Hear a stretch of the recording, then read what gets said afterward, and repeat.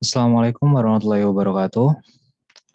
Kami dari kelompok 3, tugas perancangan termuka user interface itemku yang beranggotakan Bintang Fajar Julio, saya sendiri Maester Amatri Wijaya, selanjutnya itu adalah Muhammad Ilham Falepi, yang terakhir itu adalah Syahrul Ramadan Nasyakir. Next, yang selanjutnya itu adalah apa sih itemku itu? Itemku itu adalah platform marketplace yang terkenal sebagai tempat jual beli dan top up berbagai macam game. Itemku sendiri sangat dikenal dan digunakan oleh para kalangan gamer dikarenakan harganya yang terjangkau dibandingkan dengan kompetitor. Tata cara membuat akun di itemku sangat mudah. Kita hanya perlu mendaftarkan email untuk verifikasi akun.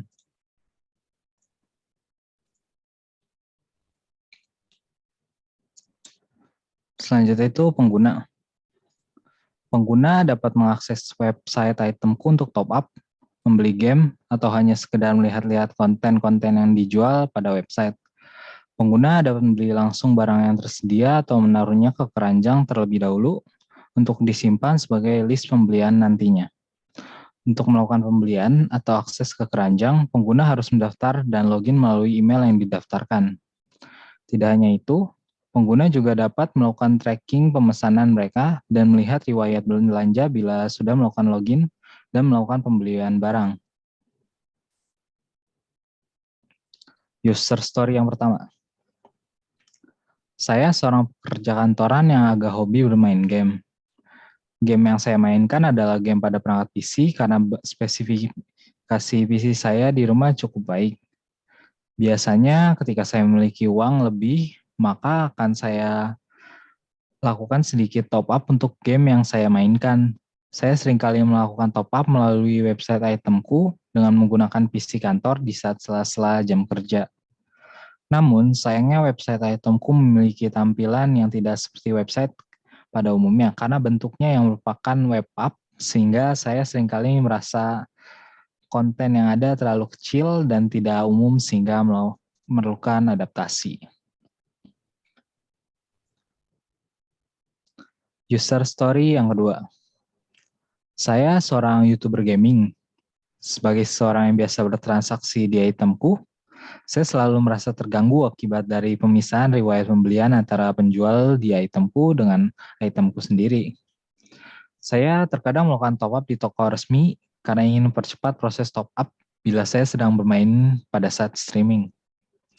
Setelah saya streaming, biasanya saya suka untuk melihat hasil riwayat pembelian untuk menghitung jumlah pengeluaran yang telah saya lakukan pada bulan atau minggu ini.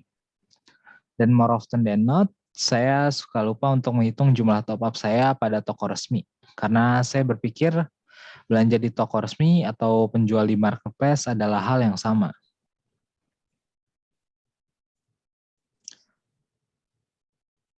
User story ketiga. Sebagai seorang yang suka bergadang, tentu saja warna putih adalah hal yang akan membuat mata Anda sakit. Tapi sayangnya hingga kini itemku tidak ada perubahan.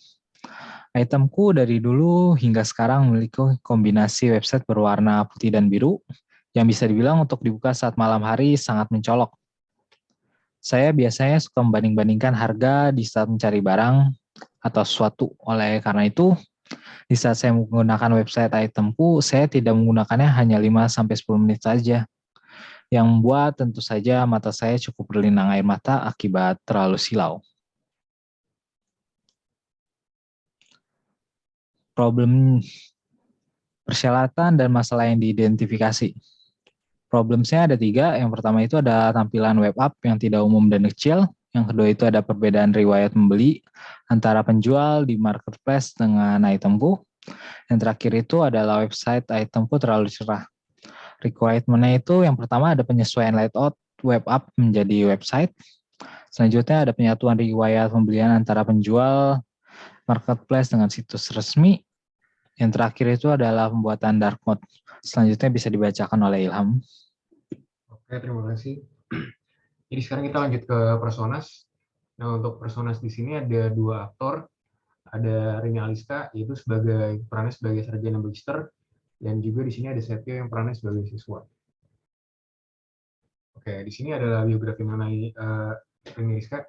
Nama Rini Aliska, umurnya 25 tahun, pekerjaannya sebagai sarjana magister, kesukaannya itu adalah puzzle dan juga bermain game. Keahlian teknologinya, dia mahir dalam menggunakan aplikasi Filmora. Tujuannya adalah untuk mendata pengeluaran dari hasil bermain game, lalu juga melakukan streaming seminggu sekali. Nah, dia juga memiliki keterbatasan, yaitu sebagai seorang mahasiswa pasca sarjana, ini tidak terlalu banyak memiliki waktu luang dalam melakukan hobi yang dia sukai, dikarenakan banyaknya tugas yang dia punya. Ini sebagai personas 1. Lalu untuk personas 2, di sini ada aktor yang bernama Setio, dengan umur 17 tahun, pekerjaannya adalah siswa, sukanya itu adalah bermain game, keahlian teknologinya adalah dia mahir dalam bermain game. Tujuannya adalah untuk memainkan setiap game keluaran dari Blizzard Entertainment. Keterbatasan yang dia miliki adalah dia memiliki komputer yang kurang memadai.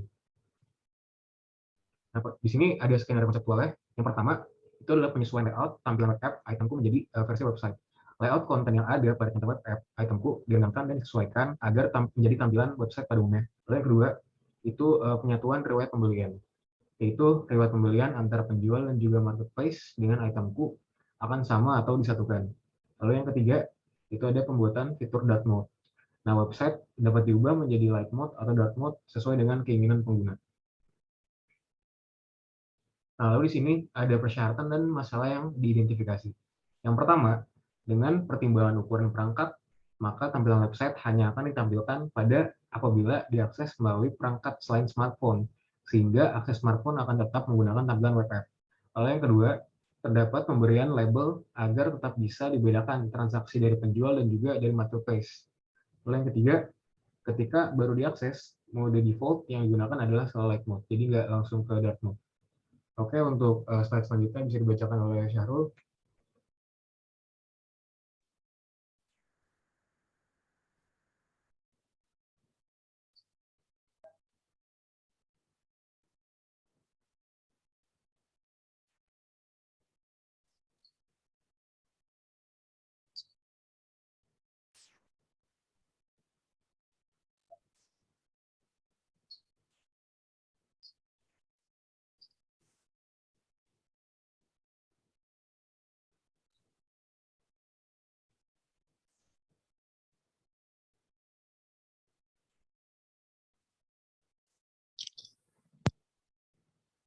Syahrul, nggak ada suaranya. Ulang ya.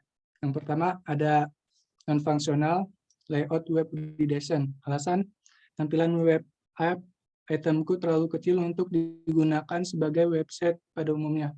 Yang kedua ada fungsional ringkasan penyatuan riwayat pembelian. Alasan pemisahan riwayat pembelian toko resmi dan penjual marketplace membuat sulit customer saat mengecek riwayat pembelian mereka. Kemudian yang ketiga ada fungsional ringkasan dark mode, memudahkan pengguna dalam menelusuri website saat malam. Model konseptual. Di sini ada use case, user mengakses halaman yang include lihat produk dan extend ubah tema. Dilihat produk, extend terhadap beli produk dan juga extend terhadap tambah keranjang. Kemudian beli produk, extend terhadap tambah keranjang serta include login. Tambah keranjang, include login juga. Kemudian login, extend terhadap daftar. Use case diagram sebagai proyeksi konseptual interaksi pengguna terhadap sebagian fitur website itemku yang mencakup penyesuaian daftar kebutuhan. Bahasa desain. Itemku memiliki dua desain dengan mode light dan dark. Light mode sendiri memiliki dominasi warna biru muda, dan putih. Warna biru muda sendiri dapat membantu seseorang dalam menenangkan pikiran. Warna putih sendiri memiliki kesan luas dalam buku psikologi. Dengan penggabungan kedua warna tersebut, membuat desain itemku memiliki kesan tenang dan luas, yang dapat membuat pelanggan bisa mencari barang yang mereka inginkan tanpa terburu-buru. Kemudian dark mode sendiri memiliki dominasi warna hitam dan biru muda. Warna hitam yang digunakan di sini memiliki kesan elegan dan mewah. Digabungkan dengan warna biru muda yang bersifat melankolis, menciptakan kesan artistik dibanding dengan warna putih. Penggabungan kedua warna ini sangat cocok dengan tujuan dark mode sendiri, yaitu mengurangi kecerahan pada website. Kemudian warna. Warna yang digunakan pada website dalam mode light dan mode dark ada 6 jenis, yaitu pertama ada biru muda, hitam, hitam pudar, abu-abu, putih, serta putih pudar. Tipografi.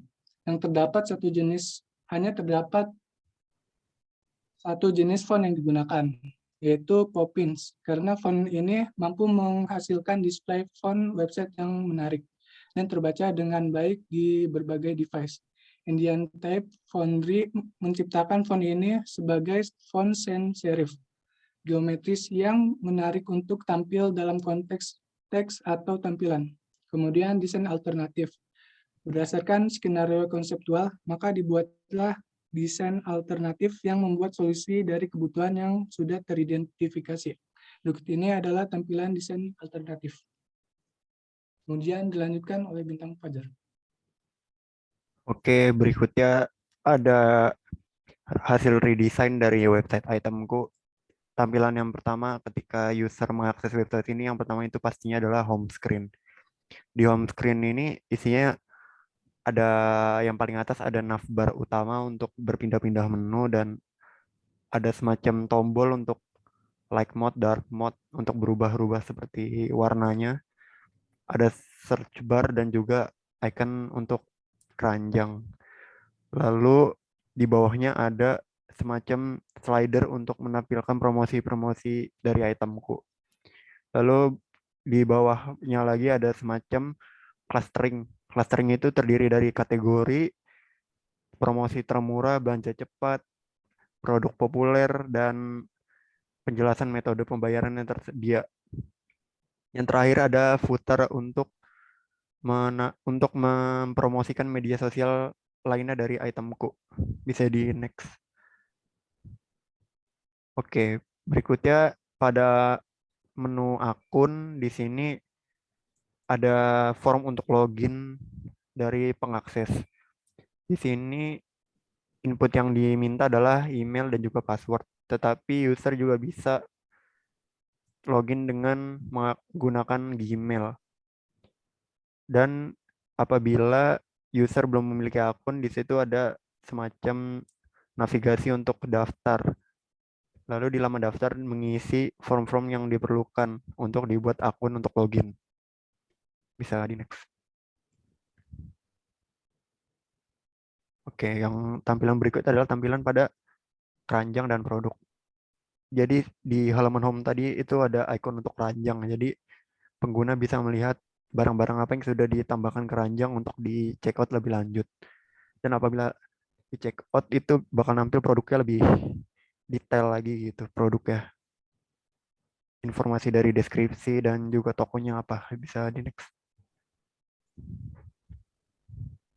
Oke, yang berikutnya ada penjelasan singkat dari penerapan modular design dari antarmuka ini. Yang pertama tuh yang paling atas adalah main navigation. Lalu ada clustering judul dari masing-masing clustering yang seperti kategori, belanja cepat, dan lain-lain itu clustering title. Terus ada card itu menggunakan flow-nya tuh freestyle bergelombang gitu. Jadi bukan F atau Z, tapi flow yang dibuat dengan karakteristik sendiri. Lalu di itu ada clickable card. Jadi ada card dengan drop shadow yang bisa diklik untuk berpindah-pindah menu. Yang berikutnya ada basic unit. Basic unit ini adalah card yang berisi komponen seperti image, judul dari kontennya, terus sama dua button action primary dan secondary. Lalu ada button untuk show more atau progressive disclosure. Lalu yang terakhir di situ ada internal filter, semacam combo box untuk memilih jenis-jenis produk yang ada untuk ditampilkan. Lalu di desain sebelahnya itu ada cardnya, tapi di sini berjenis broken down dengan flow-nya itu F pattern. Isi kontennya tidak jauh berbeda, ada image, title, konten, sama button secondary sama primary. Bisa di next. Oke, yang berikutnya ada antarmuka akun dan informasi produk. Di antarmuka akun ini, apabila user berhasil login, maka dia akan menampilkan profil darinya. Akan dapat dilihat saldo-saldo yang ada pada website ini sama riwayat pembelian yang ada, dan statusnya bisa dilihat dari menu-menu yang ada seperti apakah statusnya menunggu pembayaran, sudah terkirim atau selesai. Lalu di sebelahnya ada terusan dari informasi produk. Jadi ketika user ingin membeli barang itu user disuruh milih jumlahnya mau berapa. Bisa di next.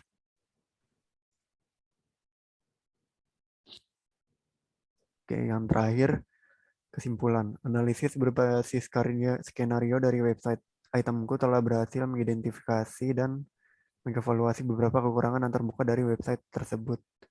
Dalam hal ini, pengujian berfokus terhadap upaya mencari tahu pengembangan antarmuka apa saja yang sekiranya diperlukan dengan menilai skenario yang ada, sehingga evaluasi desain antarmuka alternatif atau prototype desain yang dibuat terbatas pada isu yang dimuat di skenario. Oke, sekian dari PowerPoint-nya, mungkin bisa di stop share screen-nya. Oke. Oke, kita pindah ke Maya. Oke, di sini saya akan lanjut mendemokan dari prototype-nya.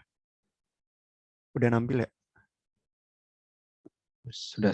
Udah. Ya, ini Figma di project antarmuka Figma kita di tampilannya. Terus kalau prototype ya,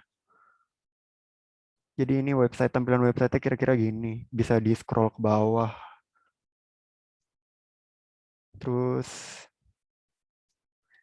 belum semuanya berfungsi. Mungkin yang berfungsi itu yang ada di skenario-skenario seperti bisa pindah ke akun, bisa jadi like sama dark, sama bisa ke keranjang.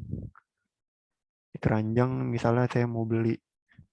Nah, dia gitu. Diarahin ke informasi produk lebih detail. Tuh. Nah, ini belum berfungsi. Bisa di X buat balik lagi. Kita mau mencet nada panahnya. Nah, terus di Buino bisa dipencet juga. Nah, ini ke yang tadi nih. Jadi sama aja main keranjang. Ke pembelian produk juga. Terus di sini ada yang terakhir itu ada akun ya. Di sini diarahin ke laman login. Bisa ganti-ganti juga modenya. Nah, ini kalau belum punya akun bisa daftar di sini. Nah, diarahin ke laman daftar, bisa pindah-pindah juga modenya. Terus kalau misalnya udah daftar, dia diarahin ke laman login lagi. Terus kalau misalnya udah login, nah dia ke laman profil, bisa diganti modenya juga. Nah, terus bakal nampil riwayat pembelanja kita. Terus ini udah nyatu nih. Baik itu toko resmi sama penjual dalam satu tempat gitu. Yang membedakan paling cuma label di sini, jadi pengguna bisa melihat itu mereka belanja dari toko resmi atau penjual. Mungkin itu aja dari demo prototype dari hasil redesign kami. Oke. Sekian dari kelompok 3. Wassalamualaikum warahmatullahi wabarakatuh. Waalaikumsalam warahmatullahi wabarakatuh.